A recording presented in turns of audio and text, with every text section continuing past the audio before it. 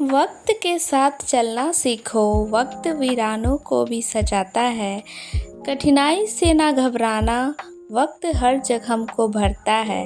अपना समय समझो, वक्त ही तुम्हें बनाता है। वक्त से ही हर काम बनता बिगड़ता है। वक्त ही तुम्हें सफल बनाता है।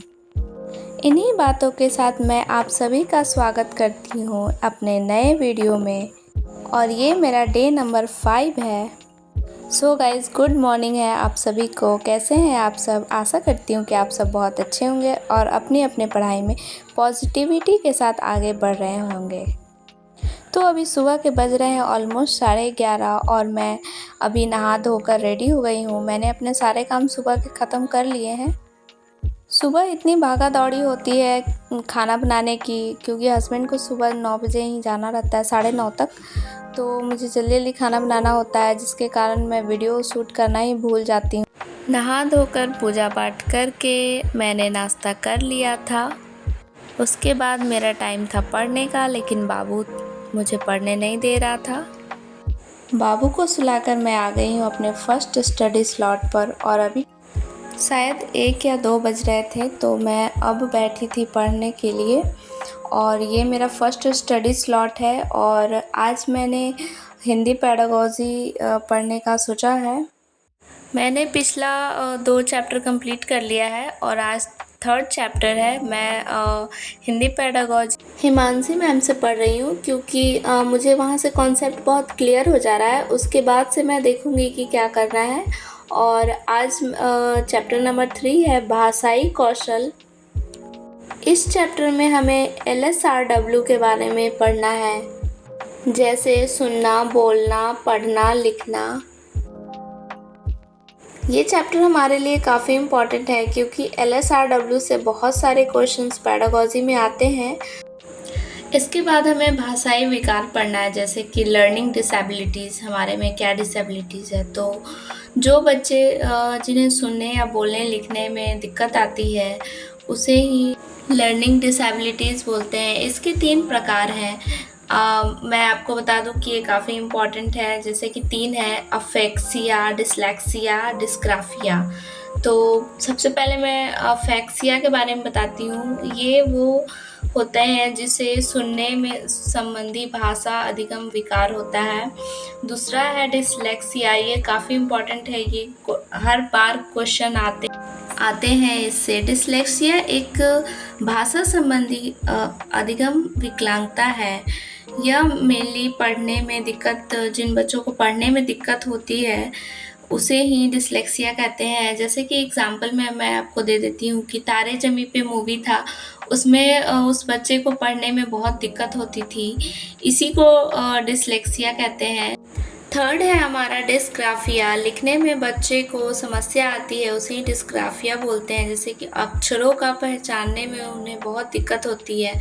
तो ये 3 चीज़ें हैं जो हमें बहुत ही इम्पॉर्टेंट है।